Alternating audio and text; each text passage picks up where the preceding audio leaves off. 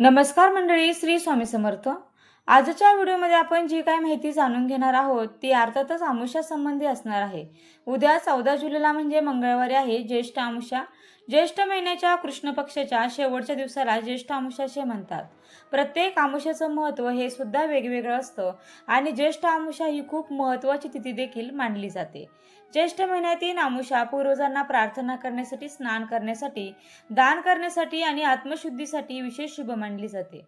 बघा, या ज्येष्ठ अमावस्या प्रारंभ 13 तारखेला संध्याकाळी 6:50 अमावस्या सुरू होणार आहे. वार आहे सोमवार आणि मंगळवारी म्हणजे 14 तारखेला दुपारी 3:14 अमावस्या संपणार आहे.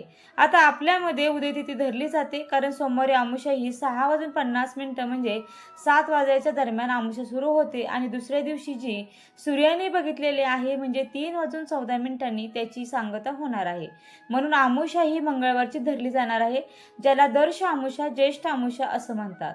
आणि त्यामुळे जे काही उपाय सेवा असणार आहे ते देखील आपण उद्याच करायचे आहे. तर आता आपल्याला अगदी पहाटेपासून ते रात्री 12 वाजेपर्यंत कधीही उपाय आणि सेवा मंगळवारी करता येणार आहे. या व्यतिरिक्त उद्याच्या दिवशी सकाळपासून आपल्याला कुठली कुठली कामे करायची आहेत, कुठल्या गोष्टींचा समावेश उद्याच्या दिवशी करायचा आहे हे आजच्या व्हिडिओच्या माध्यमातून आपण जाणून घेणार आहोत. त्यामुळे व्हिडिओ स्किप न करता शेवटपर्यंत नक्की पहा. बघा, या व्हिडिओमध्ये जवळजवळ मी तुम्हाला 14 ते 15 कामे सांगितलेली आहेत, पण ही सगळीच करायची असं नाही बरं का. जे जे आपल्यापैकी आपल्याला शक्य होणार आहे ते करण्याचा प्रयत्न करा, कारण सगळीच करणं प्रत्येकाला शक्य होत नाही. पण जे आपल्याला शक्य होतं ते जर केलं तर निश्चितच त्याचा सकारात्मक असा अनुभव आपल्याला दिसून येतो. तर चला तर सुरुवात करूया आजच्या या व्हिडिओला. तर बघा, उद्या सकाळी अंघोळीच्या पाण्यामध्ये आपल्याला थोडेसे काळे तीळ टाकून आंघोळ करायचे आहे. तसेच अमावस्या तिथीला जर आपण काळे तीळ टाकून आंघोळ केली तर आपल्याला जो काही राहू केतूचा त्रास आहे किंवा आपल्याला 7:30 असेल किंवा कालसर्प दोष जरी असेल ना, तरी तो देखील दूर होण्यासाठी हळूहळू मदत होत असते. फक्त ही जी गोष्ट आहे ती सातत्याने करायची आहे. हे फक्त एकदा केलं आणि लगेच दुसऱ्या दिवशी काहीतरी चमत्कार घडेल असं कधी होत नाही आणि त्यामुळे सातत्य असणं आणि मुख्य म्हणजे विश्वास असणं गरजेचं आहे. तर अशा पद्धतीने तुम्ही हा उपाय नक्कीच करू शकता. तसेच या व्यतिरिक्त आपल्याला सूर्याला अर्घ्य देखील द्यायचं आहे आणि सूर्याला अर्घ्य देताना एक तांब्याचा तांब्या आपल्याला घ्यायचा आहे, त्यामध्ये पाणी भरायचं. त्यानंतर त्या पाण्यामध्ये थोडंसं हळदी कुंकू टाकायचं आहे, अक्षता टाकायच्या आहेत आणि त्याचबरोबर थोडेसे काळे तीळ देखील टाकायचं आहे आणि याने सूर्याला अर्घ्य द्यायचं आहे. असं केल्याने देखील आपल्या आयुष्यामध्ये सकारात्मकता येते, पितृदोष दूर होण्यासाठी देखील मदत मिळते. तसेच शनिदोषाचे देखील जे काही वाईट परिणाम आपल्यावर दिसून येतात ते देखील दूर होण्यासाठी मदत मिळते. त्यानंतर पितृशांतीसाठी किंवा पितरांना देखील आपण अशाच पद्धतीने अर्घ्य देऊ शकतो. आता बघा, दक्षिण दिशेकडे तोंड करायचं आणि अशाच प्रकारचा एक तांब्या भरून घ्यायचा. त्यानंतर त्या तांब्यामध्ये काळे तीळ टाकायचे आणि दक्षिण दिशेकडे बघून हे जल अर्पण करायचं आणि ओम पितृदेवताय नमः असं 3दा म्हणायचं. असं केल्याने देखील पितृदोषापासून मुक्तता मिळण्यासाठी मदत मिळत असते. त्यानंतर आपला जो मुख्य दरवाजा आहे त्या ठिकाणी देखील आपल्याला शुभलाभ ओल्या कुंकवाने लिहायचा आहे. जो उंबरठा आहे तो देखील स्वच्छ करून हळदीचं लेपन उंबरठ्याला करून घ्यायचं आहे आणि त्या ठिकाणी देखील एक दिवा लावायचा आहे. तो तुम्ही कणकेचा देखील लावू शकता. कणकेचा दिवा लावा, त्यामध्ये थोडं तूप टाकू शकता किंवा मग मोहरीचं तेल जरी असेल तरी मोहरीच्या तेलाचा दिवा लावला तरीही काही हरकत नाही. तर अशा पद्धतीने मुख्य दरवाजावरील जी काही कामे आहेत तर ती देखील तुम्ही सकाळीच करून घेऊ शकता. आता त्यानंतर आपल्या घरातले जे काही देव आहेत बघा, त्यांना आपण दररोज अंघोळ तर घालतच असतो, पण अमावस्या तिथीला जर तुम्हाला देवारा जर आवरायचा असेल ना तर तो आवर्जून अमावस्याच्या दिवशी आवरावा. इतर वेळेस कधीही उठसूट आवरू नये. तसेच बघा, अमावस्याला देवांना आंघोळ घालण्यापूर्वी उटणं लावायचं आहे. उटणं म्हणजे काय, तर देवांना थोडीशी हळद लावायची आहे आणि मग देवांना आंघोळ घालायची आहे. अशा पद्धतीने करून बघा, निश्चितच त्याचा देखील सकारात्मक असा अनुभव तुम्हाला पाहायला मिळेल. त्यानंतर देवघरामध्ये देखील तुपाचा दिवा हा आवश्यक लावायचा आहे. अमावस्या तिथी ही माता लक्ष्मीला अतिशय प्रिय तिथी आहे आणि त्यामुळे तुपाचा जर दिवा लावला, त्यामध्ये चिमूटभर आपण जर हळद टाकली किंवा जी आपण वात ठेवणार आहोत ती जर कलावेची लाल रंगाची ठेवली तर निश्चितपणे त्यांनी देखील लक्ष्मी मातेची कृपा होण्यासाठी आपल्याला मदत मिळणार आहे. आता त्यानंतर बघा अमावस्या दिवशी सेवा काय करायच्या असतात, तर माता लक्ष्मीच्या ज्या काही सेवा आहेत जसे की बघा कुंकुमार्चन आहे, श्रीयंत्रावर कुंकुमार्चन करा. श्रीयंत्र नसेल तर तुमच्याकडे कवडे असतील तर तुम्ही कवड्यांची सेवा करू शकता. तुमच्याकडे देवीचा टाक असेल तर त्यावर देखील तुम्ही कुंकुमार्चन केलं तरीही चालतं. पण अशा पद्धतीने अमावस्येच्या दिवशी आपल्याला श्रीयंत्रावर किंवा श्रीयंत्र नसेल तर देवीच्या टाकावर 16 श्रीसूक्त म्हणून अभिषेक करायचा आहे, म्हणजे कुंकुमार्चन हे करायचं आहे. त्यानंतर जर तुम्हाला दुर्गा सप्तशतीचा पाठ करणे शक्य होणार असेल तर तुम्ही दुर्गा सप्तशतीचा पाठ देखील अमावस्येच्या दिवशी हा करू शकता. त्याने देखील माता लक्ष्मींची कृपा होण्यासाठी मदत मिळते. या व्यतिरिक्त माता लक्ष्मींच्या सेवा म्हटलं तर कुंजिका स्तोत्र आहे, महालक्ष्मी अष्टक हे देखील तुम्ही म्हणू शकता. जे जे शक्य होणार आहे ते करण्याचा प्रयत्न करा. अगदी सगळं प्रत्येकाला शक्य होत नाही, पण जे करता येईल ते विश्वासाने करायचं आहे. त्यानंतर बघा आपल्याला उद्या काही उपाय देखील करायचे आहेत, तर त्यामध्ये दहीभाताचे जे काही उपाय आहेत ते करायचे आहेत. तर थोडक्यात सांगते, आपल्याला दक्षिण दिशेला कावळ्यासाठी दहीभात ठेवायचा आहे. तुम्हाला जर मुख्य दरवाजावरून उतारा करायचा असेल दहीभाताचा उतारा देखील तुम्ही हा करू शकता. उतारा केल्यानंतर तो जो दहीभात आहे तो एखाद्या मोकळ्या ठिकाणी झाडाखाली नेऊन ठेवायचा आहे, जेणेकरून कोणाचा त्यावर पाय पडणार नाही. तर अशा पद्धतीने उतारा केल्याने घरातील नकारात्मकता निघून जाण्यासाठी देखील मदत मिळते. बघा त्यानंतर नारळाचे देखील उपाय अमावस्येच्या दिवशी केले जातात. जर तुम्हाला घराची दृष्ट काढायची असेल तर घराची दृष्ट काढण्यासाठी देखील तुम्ही एक नारळ घ्यायचा आहे आणि तो सोलायचा नाही, तो तसाच घ्यायचा, मुख्य दरवाजावरून 7 वेळेस उतरवायचा आणि तो एखाद्या झाडाखाली नेऊन ठेवायचा. कोणाच्या पायदळी पडेल किंवा रस्त्यावर कुठेतरी टाकायचा आणि मग त्यावरून गाडी वगैरे गेली तर अपघात घडू शकतो. त्यामुळे ही काळजी आपल्याला घ्यायची आहे, जेणेकरून असे अपघात घडणार नाही. तर अशा पद्धतीने तो नारळ ठेवून द्यायचा आहे.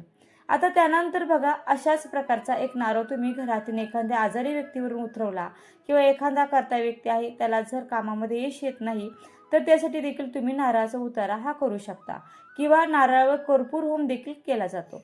एक नारळ घ्यायचा, तो सोलायचा नाही. त्या नारळावर आपल्याला 4 ते 5 भीमसेनी कापूर आहे किंवा साधा कापूर असेल तो हळूहळू आपल्याला पेटवायचा आहे आणि ते करत असताना एखादा मंत्र देखील म्हणायचा आहे किंवा कालभैरव अष्टक देखील तुम्ही म्हणू शकता. आणि अशा प्रकारे जर सलग तुम्ही उद्यापासून 40 दिवस कर्पूर होम केला तर निश्चितपणे घरातील जी काही निगेटिव्हिटी आहे तर ती निघून जाण्यासाठी मदत मिळते. तर हा देखील उपाय तुम्ही नक्कीच करू शकता.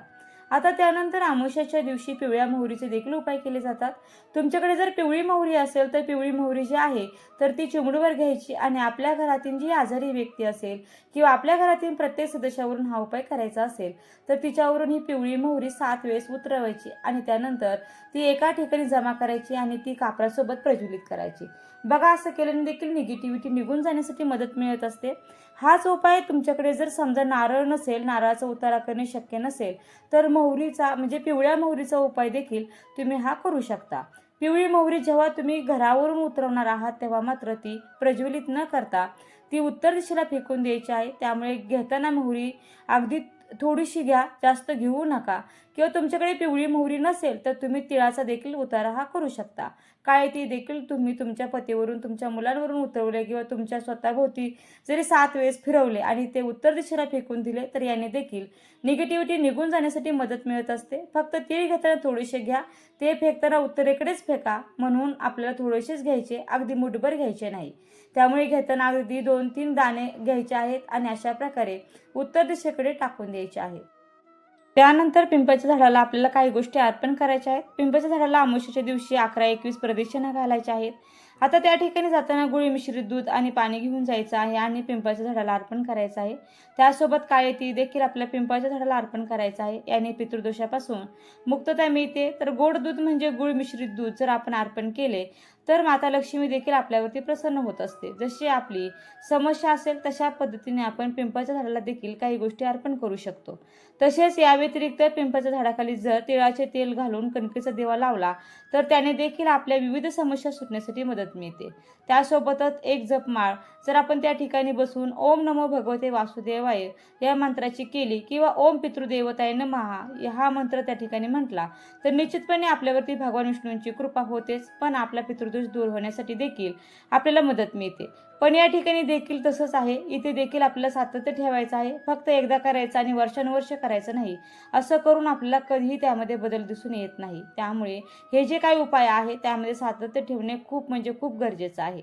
आता त्यानंतर बघा, आपल्याला सकाळी एक दिवा देखील लावायचा आहे. तुम्हाला सकाळी लावणं जर शक्य झालं तर सकाळी लावा, नाही तर संध्याकाळी लावा. तर दिवा कशा पद्धतीचा लावायचा, तर त्यामध्ये लाल रंगाची कलावीची वात घालायची आणि हा जो दिवा आहे तो आपल्याला आपल्या घरातील ईशान्य कोपऱ्याला लावायचा आहे.